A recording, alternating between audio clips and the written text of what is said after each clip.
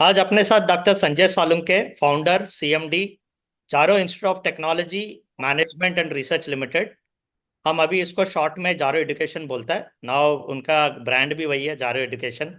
अभी सब जगह अभी सुनाई दे रहा है। थैंक यू सर, आप अपना शो में ज्वाइन करने के लिए। सर, आपका बिजनेस मॉडल थोड़ा समझाइए कि हम्म। कैसे आप इंस्टीट्यूट के साथ, इतना सारे इंस्टीट्यूट लाइक 35 इंस्टीट्यूट के साथ आप कर रहे हो, और इतना साल से कर रहे हो, और आपका आईआईटीज आईआईएम्स ऐसा छोटा मोटा इंस्टीट्यूट्स नहीं है, ये इंडिया का दिग्गज इंस्टीट्यूट के साथ, और आप सिम्बायोसिस ये बड़े बड़े इंस्टीट्यूट के साथ आप कैसे आप जुड़े हो, तो क्या चल रहा है इतना साल से, कि क्या स्टिकीनेस है, मतलब इतना साल से आपके साथ कैसे जुड़ा है, और आगे भी कैसे बड़े बड़े इंस्टीट्यूट के साथ आप जुड़ने वाले हो। तो पहले धन्यवाद मुझे बुलाने के लिए इस इंटरव्यू के लिए। सो हमारा बिजनेस मॉडल जो है, तो we are a link between the learner जो होते हैं, जो विद्यार्थी होते हैं उसको विद्यार्थी नहीं बोलते हैं हम लोग। लर्नर इसलिए बोलते हैं कि तो एक्सपीरियंस क्राउड है थोड़ा, तो उनको थोड़ा स्टूडेंट बोलना अच्छा नहीं है, इसलिए हम उसको लर्नर बोलते हैं। तो लर्नर्स और इंस्टीट्यूशंस या यूनिवर्सिटी के बीच में हम लिंक है। तो हम क्या पहले करते हैं कि पहले स्टडी करते हैं कि न्यू एज प्रोग्राम्स क्या है, हाई टेक एग्जाम प्रोग्राम्स क्या है, कौन से प्रोग्राम्स डिमांड में है। कॉर्पोरेट वर्ल्ड से, वर्किंग प्रोफेशन से बात करके junior level, middle level, senior level बात करके पता करते हैं। और वो सब एक लिस्ट सबमिट कर देते हैं इंस्टीट्यूशंस को। एक तो इंस्टीट्यूशंस के जो प्रोग्राम ऑलरेडी होते हैं वो हम उनको सपोर्ट करते हैं, या फिर वो सजेशन देते हैं थोड़े प्रोग्राम्स के लिए। तो उसको हम बिजनेस इंटेलिजेंस बोलते हैं। तो ब्रॉड लर्निंग आउटकम क्या होना चाहिए, कौन सा कितना फीस रेंज होना चाहिए, कितना ड्यूरेशन प्रोग्राम का होना चाहिए, और वो उसके ऊपर बाद में जब इंस्टीट्यूशन कंटेंट बनाती है, तो फिर हमको बोलती है ना अभी आप मार्केटिंग करके जो विद्यार्थी है, जो एक्सपीरियंस क्राउड है, उनको लाइए प्रोग्राम्स के लिए। तो हम वो मार्केटिंग कर देते हैं। ऑल्सो टेक्नोलॉजी सपोर्ट करते हैं। जैसे आईएम्स में हमारे स्टूडियोज है, तो सिमलेस डिलीवरी के लिए वो जो smart board and all that equipments होते हैं, तो आईएम्स हमको जगह देती है अंदर उनके कैंपस में, और हम उस स्टूडियो सेटअप करते हैं। तो that capex goes from us, तो हम उसमें स्पेंड करते हैं। जब स्टिकीनेस की बात कर रहे थे, तो एक को टेक्नोलॉजी सपोर्ट है, अच्छा मार्केटिंग सपोर्ट है, और फिर भी लर्नर फीडबैक सपोर्ट होता है कि वो उनको प्रोग्राम्स अच्छे लगे या उनको क्या चाहिए। तो बहुत बार वो बोलते हैं ये थोड़ा थियोरेटिकल था, आईआईटी एम्स में इतना नहीं आता, बट कोई कोई इंस्टीट्यूट में ऐसा आता है थोड़ा सा। तो बोलते हैं थोड़ा हमको बिजनेस केस स्टडीज दीजिए, तो उनको फिर वो इंटरेस्टिंग होता है, right? और तो इसी तरह से business intelligence, marketing, technology and learner feedback support, ये हमारा बिजनेस मॉडल है। उसके लिए ये जो हम काम करते हैं उसके लिए हमको एक टोटल फीस की एक फीस शेयर मिलती है, तो वो सर, हमारा मुझे तो रेवेन्यू अभी मॉडल बन आपका गया। सक्सेस फार्मूला पता चल गया है। तो अभी आप आगे बताइए कि जो आप, मैंने देख रहा हूँ कि 15 साल से आप कंसिस्टेंटली प्रॉफिट बना रहे हो on a stand alone basis, whereas education में बहुत सारे अदर कंपनीज से बेहतर आप रिजल्ट्स भी दे रहे हो, ग्रोथ साइड भी। क्या रीजन है, मतलब क्या स्ट्रेंथ है आपका।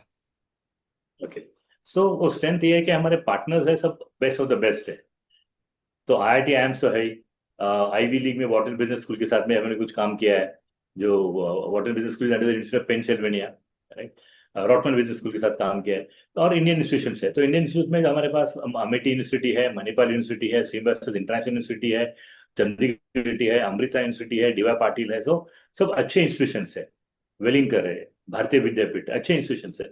अब जब ये लर्निंग अच्छा मिलता है लर्नर्स को, तो वो उनको प्रमोशन में हेल्प करता है, उनको नया जॉब में हेल्प करता है, right? और वो सेटिस्फाइड होते हैं। जब वो खुश होते हैं लर्निंग से, तो फिर अपने कोलिग्स को, कंपनी में जो उनके सहयोगी होते हैं, मित्र होते हैं, उनको बोलते हैं भाई मैंने ये प्रोग्राम किया, मुझे ग्रोथ मिली, प्रमोशन मिला, इंक्रीमेंट मिली, या नया जॉब मिला, तो तू भी कर। तो वो जो वर्ड ऑफ माउथ जाता है, वो रेफरल का वो बहुत अच्छा जाता है। इसलिए हमारे काफी एडमिशन रेफरल के थ्रू भी आ जाते हैं। तो जो आप बोल रहे थे कि क्या फैक्टर्स है ये अपने ग्रोथ के लिए, तो this are the few factor, like good partners, good programs, good learning, good growth to the working professionals, तो उससे फिर वो बढ़ जाता है। और हमारा जो टीम का जो परफॉर्मेंस भी है, इंटरनल टीम का, क्योंकि जो टीम है वो बहुत स्ट्रांग है। जैसे हमारी जो सीईओ मैडम है Ranjita ma'am, she is Ahmedabad alumnus, and she has a lion share in the growth of the company. उसी तरह से हमारे सीएफओ है जो 14.5 साल से कंपनी में काम कर रही है, रंजिता मैम 18 साल से काम कर रही है, राइट। सीएमओ है, चीफ मार्केटिंग ऑफिसर, वो 13.5 साल से काम कर रही है। जो वीपी वाइस प्रेसिडेंट सेल्स है, तो उसमें से 2 वाइस प्रेसिडेंट सेल्स 15 साल से कंपनी में काम कर रहे हैं, राइट। तो इस तरह से जो टीम है बहुत स्ट्रांग टीम है और लॉन्ग लास्टिंग, मतलब काफी टेन्योर टीम है। और वो जरूर पड़ता है क्योंकि एजुकेशन ये बहुत मतलब वेरी, जैसे भी हम लोग बोलते हैं कि teaching is noble profession, teacher का जो जॉब है शिक्षक का वो बहुत नोबल है, मतलब अच्छा काम है। तो यहाँ पर हमको बहुत सतर्क रहना पड़ता है कि काउंसलिंग अप्रोच, सेल्स नहीं होता है। तो उनको समझाइए, बताइए कि क्या सब्जेक्ट्स है, क्या कंटेंट है, क्या लर्निंग मिलेगा, कैसी ग्रोथ मिलेगी। तो अभी हम lakhs of students have gone through, तो वो हम टेस्टिमोनियल्स भी हमारे पास काफी आते हैं, तो हम दिखाते हैं, देखिए ये भाई साहब ने ये प्रोग्राम किया, ये इंस्टीट्यूट से IIT आया, में इंस्टीट्यूट से किया, इसको कैसी ग्रोथ मिली, वो बताते हैं, समझाते हैं। तो उस तरह से अच्छा, ये हमारा सब यूएसपी और स्ट्रेंथ है। बढ़िया सर। अभी सर ये नेशनल एजुकेशन पॉलिसी 2020 में लॉन्च हुआ है, अभी बहुत सुनाने में आ रहा है कि ये कैसे आपका जो ग्रोथ का हेल्प किया है, और आगे जाके भी इसका वजह से आपको क्या बेनिफिट आने वाला है। हाँ, तो इसमें the best part is national education policy 2020, NEP 2020 क्या हो गया, जो ऑनलाइन डिग्री डिप्लोमा है उसको कन्वेंशनल जो होते हैं उनके एट पार लेके आया, मतलब उनका सेम महत्व दिया गया उनको, इम्पोर्टेंस सेम हो गया। तो उससे कॉर्पोरेट एक्सेप्टेंस अच्छा आ गया, राइट। तो अभी कॉर्पोरेट पहले सोचते थे कि ऑनलाइन का क्वालिटी अच्छा होगा नहीं होगा क्या होगा, बट उनको पता चलने लगा नहीं, ऑनलाइन का क्राउड भी अच्छा आ रहा है क्योंकि वो ऑलरेडी एक्सपीरियंस क्राउड है, लर्नर है। तो उसका एक्सेंस अच्छा आ गया। दूसरा क्या हो गया कि पहले जब भी हमने जर्नी शुरू की 2009 में, तभी कॉर्पोरेट एक्सपीरियंस जो इंडस्ट्री के नॉलेज से आने वाले फैकल्टी इतने ज्यादा नहीं थे, बट अभी वो संख्या बढ़ने लगी है। और अभी ये जो एक्सपीरियंस फैकल्टी जो कॉर्पोरेट मैनेजर्स है, उनको भी लगने लगा कि भाई मैं भी कुछ, I should give back to the society. जो मैंने कुछ सीखा है तो मैं, मेरे को सब जनता को और सिखाना है, ये यूथ को सिखाना है, राइट। तो वो वीकेंड में आने लगी लेक्चर देने के लिए, तो उससे वापस उसका क्वालिटी और इम्प्रूव हो गया है, right? और सेकेंडली गवर्नमेंट ऑफ इंडिया ने क्या बताया कि जो हायर एजुकेशन है, उच्च शिक्षा है, तो उच्च शिक्षा का जो GR बोलते हैं, ग्रॉस एनरोलमेंट रेट, जो अभी 28-29% है, उसको गवर्नमेंट टारगेट सेट कर दिया है कि 50% अचीव करेंगे हम 2035 तक। अब वो classroom model physical brick and model से करने का डिफिकल्ट है, बिकॉज बहुत इन्वेस्टमेंट लगेगी, राइट, और वक्त लगेगा। तो उसलिए ऑनलाइन का इंपॉर्टेंस बढ़ गया।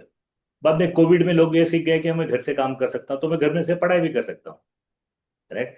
अब उसका फायदा क्या हो गया कि टेक एडवांसमेंट से IIT IIMs और रिप्यूटेड इंस्टीट्यूशंस का लेक्चर्स अब गांव में मिलने लगा, जो पहले पॉसिबल नहीं था, राइट। अभी इंटरकनेक्टिविटी अच्छी हो गई है।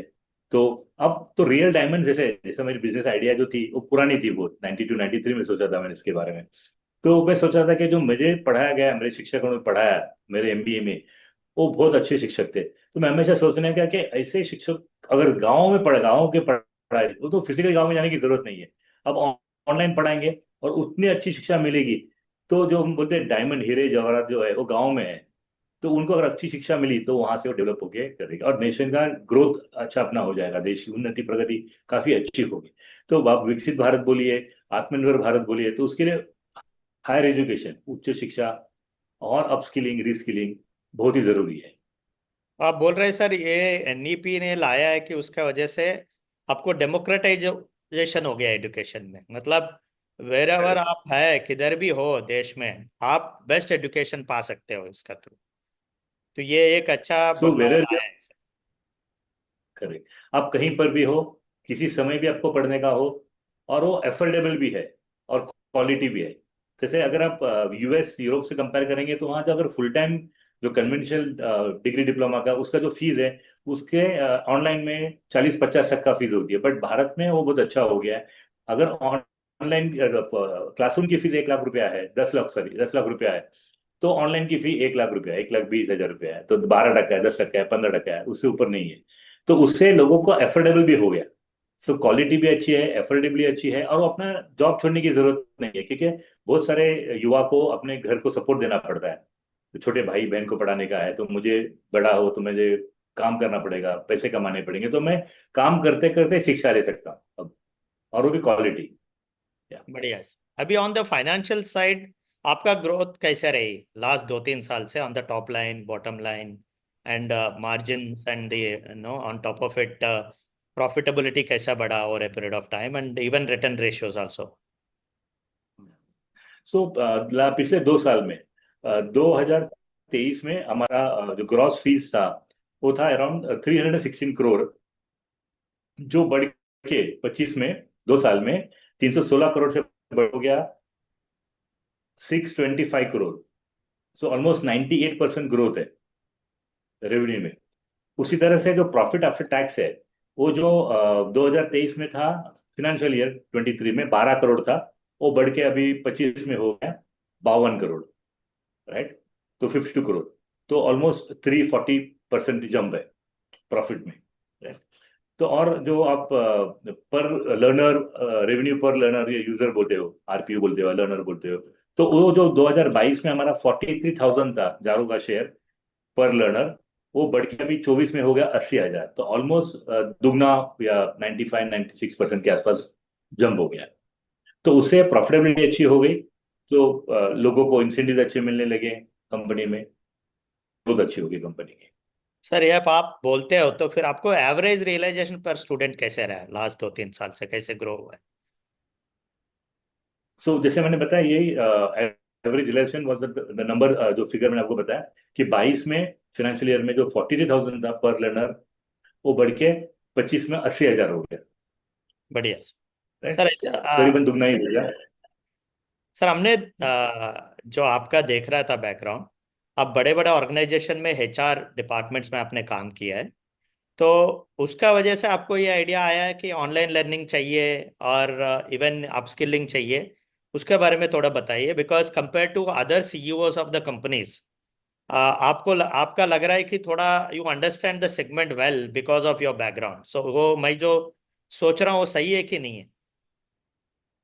यार बहुत सही है, क्योंकि जब आप कॉरपोरेट से काम, मतलब इंडस्ट्री से काम करके आते हो, और जब आप एजुकेशन में आते हो, तो आपको पता है कि इंडस्ट्री को क्या चाहिए, पहली बात।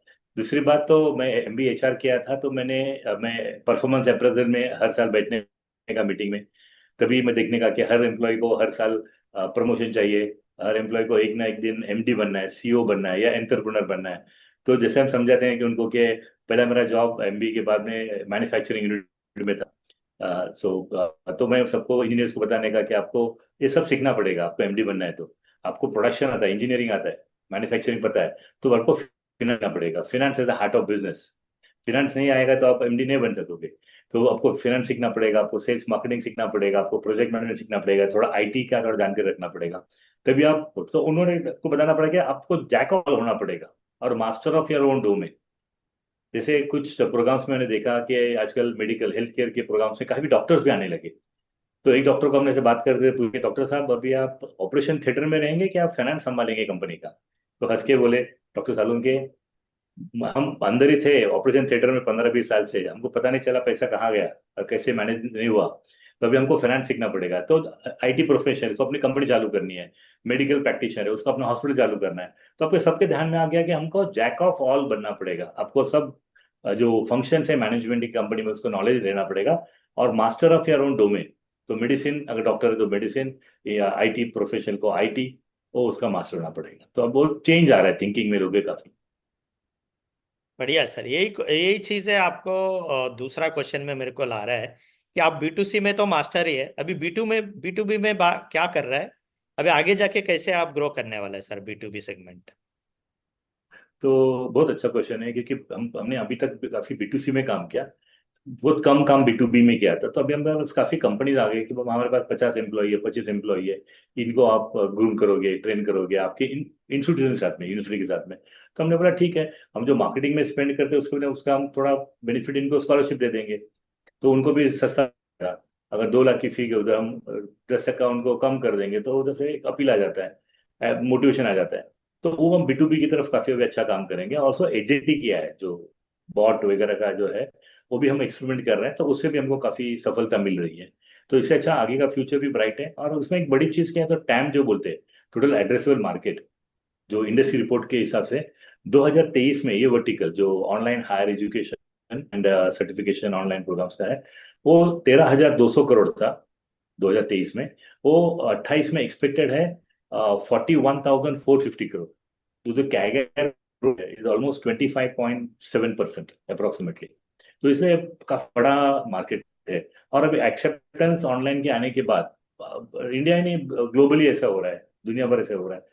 तो उसका डिमांड बढ़ते ही जा रहा है और हर एक इंसान को पता चल गया वर्किंग प्रोफेशन भी। अभी हमको वो जमाना गया जब मैंने बीटेक एमबीए पीएचडी किया, मुझे आगे पढ़ना नहीं है, 25 साल 30 साल पढ़ लिया, अब मेरे को आगे 30 साल काम करना है। अभी एक टेक एडवांसमेंट इतना हो गया कि हमको सबको समझ में आ गया कि हमको हर 2-3 साल में पढ़ाई करनी पड़ेगी, वरना हम कहीं नहीं रहेंगे।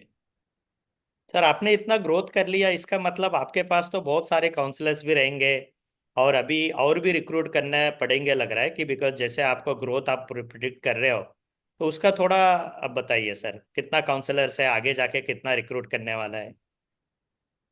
सो अभी हमारे पास अप्रोक्सीमेटली 850 कर्मचारी है, और उसमें से 600 कर्मचारी स्टाफ मेंबर्स काउंसलिंग साइड में है। तो कुछ टेक्नोलॉजी काउंसलिंग के है जो टेक्निकल प्रोग्राम टेक्नोलॉजी प्रोग्राम से करते हैं, और कुछ मैनेजमेंट प्रोग्राम्स की तरफ है। राइट, सो हम टेक्नोलॉजी प्रोग्राम्स के लिए बीटेक लर्नर्स लेते हैं, स्टूडेंट्स लेते हैं, और हम एमबीए स्टूडेंट देते हैं मैनेजमेंट प्रोग्राम्स के लिए। हाँ, तो ये हो गया स्टाफ स्ट्रेंथ। हम अगले साल भर में हम अप्रोक्सीमेटली 500-600 लोग रिक्रूट करने का हमारा प्लान है। और इसके अलावा हमारा टियर 2 टियर 3 टियर 4 सिटीज में काफी एक्सपेंशन का प्लान है। जैसे हमने कोची में ऑफिस शुरू कर दिया, जयपुर में ऑफिस रिसेंटली शुरू किया, लखनऊ में ऑफिस शुरू कर दिया, चंडीगढ़ में ऑफिस शुरू कर दिया। अब करीबन 25-30 लोकेशंस में हम टियर 2 में, टियर 3 टियर 4 में एक्सपेंशन करना चाहेंगे, और वहां से बहुत ग्रोथ आएगी। क्यों, अभी वहां भी उनको भी वो एक खुशी है कि अब हम अब अच्छे से अच्छे, हमको बम्बई आने की जरूरत नहीं, हमको दिल्ली आने की जरूरत नहीं। हम वहीं जबलपुर में, ग्वालियर में, या कोल्हापुर शोलापुर में रह के, या बेगूसराय में रह के हम ये अच्छे इंस्टीट्यूट की शिक्षा प्राप्त कर सकते हैं। तो उनको रहने खाने का कॉस्ट, सिटी में जाने की जरूरत नहीं, घर में अपने गांव में अपने जिला में रह के काम करते करते इतने अच्छी शिक्षक से पढ़ाई कर सकते हैं अभी। बढ़िया है सर, तो तो अपना जैसे आपने अभी, बोला, हाँ please go ahead sir please. जैसे आपने बोला डेमोक्रेटाइजेशन ऑफ एजुकेशन, वो एग्जैक्टली वही हो गया। बढ़िया है सर। सर अभी एक लास्ट एंड इम्पॉर्टेंट क्वेश्चन है कि आपका ऑडिटर कौन है। आप 10 साल से कौन ऑडिट करता है आपको, तो उसके बेसिस में क्या होता है कि आपका कॉर्पोरेट गवर्नेंस का स्ट्रेंथ क्या है, बिकॉज हम जितना भी बात कर लिया है बट कॉर्पोरेट गवर्नेंस बहुत इंपॉर्टेंट है। आजकल ऑडिटर ऑडिटर भी बहुत इंपॉर्टेंट होते हैं, तो आप थोड़ा उसके ऊपर बताइए। तो बहुत इम्पोर्टेंट पॉइंट है। तो हमने भी थोड़ा मतलब तो फटके खाए हैं, नहीं ऐसे नहीं, टू बी ऑनेस्ट। तो जब भी 2014-15 में हमने डेलॉयट को लाया ऑडिटर करके, तो उन्होंने काफी हमारी मिस्टेक्स निकाली, और उससे हमको थोड़ी बहुत पेनल्टी भरनी पड़ी। राइट, बट एक अच्छा हो गया कि हमने जब डिसीजन ले लिया, तभी हम साइज बहुत छोटा था, मेरे पास जब हम 18-20 करोड़ का टॉप लाइन था, या 2-3 करोड़ का मुनाफा था, प्रॉफिट था। बट हमने वो तभी बड़ा डिसीजन ले लिया कि नहीं, governance wise we should be very perfect. So 5 साल, 15 से 19 तक डेलॉयट थे। डेलॉयट के बाद में अभी वीडियो है लास्ट 6 साल से। तो but we are really happy because they are the best of the best. So top 4 top 6 are the best auditors for that matter. बढ़िया है sir. Thank you so much doctor Sanjay Salunke ji. अपने लिए time दिया है आपने, अभी आपका कंपनी के बारे में पूरा एक्सप्लेन किया है, ग्रोथ ड्राइवर से लेकर अभी क्या पोजीशन है, आगे जाकर क्या करने वाला है, और इंडस्ट्री में भी अच्छा खासा आपने समझाया। तो हम आपको ऑल द बेस्ट बोलता है, और I think in future you will achieve a better growth. Thank you so much sir. Thank you for inviting me for this interview. धन्यवाद। Thank you sir, thank